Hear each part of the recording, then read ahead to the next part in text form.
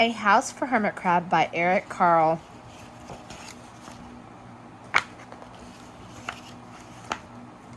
Time to move, said Hermit Crab one day in January.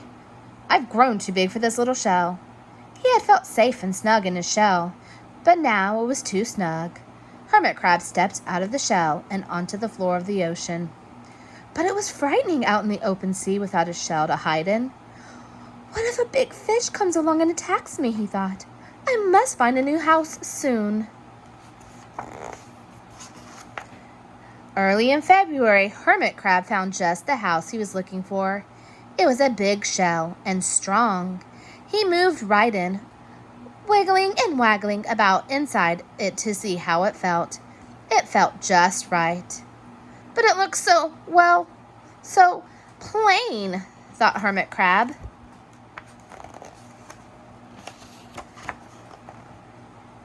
In March, Hermit Crab met some sea anemones.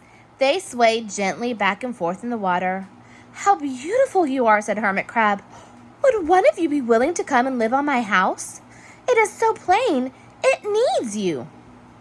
Oh, come, whispered a small sea anemone. Gently, Hermit Crab picked it up with his claw and put it on his shell. In April, Hermit Crab passed a flock of starfish moving slowly along the seafloor. How handsome you are, said Hermit Crab. Would one of you be willing to decorate my house? I would, signaled a little sea star. Carefully, Hermit Crab picked it up with his claw and put it on his house. In May, Hermit Crab discovered some coral. They were hard and didn't move. How pretty you are, said Hermit Crab. Would one of you be willing to help me make my house more beautiful? I would, creaked a crusty coral. Gingerly, Hermit Crab picked it up with his claw and placed it on his shell. In June, Hermit Crab came to a group of snails crawling over a rock on the ocean floor. They grazed as they went, picking up algae and bits of debris and leaving a neat path behind them. How tidy and hard-working you are, said Hermit Crab. Would one of you be willing to come and help clean my house? I would, offered one of the snails. Happily, Hermit Crab picked it up with his claw and placed it on his shell. In July, Hermit Crab came upon several sea urchins. They had sharp, prickly needles. How fierce you look, said Hermit Crab. Would one of you be willing to protect my house? I would, answered a spiky sea urchin. Gratefully, Hermit Crab picked it up with his claw and placed it near his shell. In August, Hermit Crab and his friends wandered into a forest of seaweed. It's so dark in here, thought Hermit Crab. How dim it is, murmured the sea anemone. How gloomy it is, whispered the starfish. How murky it is, complained the coral. I can't see, said the snail. It's like nighttime, cried the sea urchin. In September, Hermit Crab spotted a school of lanternfish darting through the dark water. How bright you are, said Hermit Crab. Would one of you be willing to light up our house? I would, replied one lanternfish, and it swam over near the shell.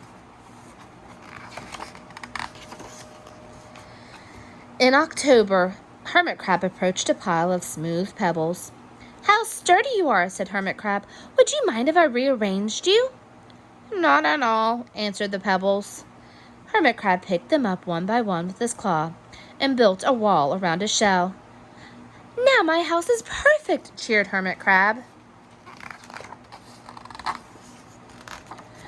But in November, Hermit Crab felt that his shell seemed a bit too small.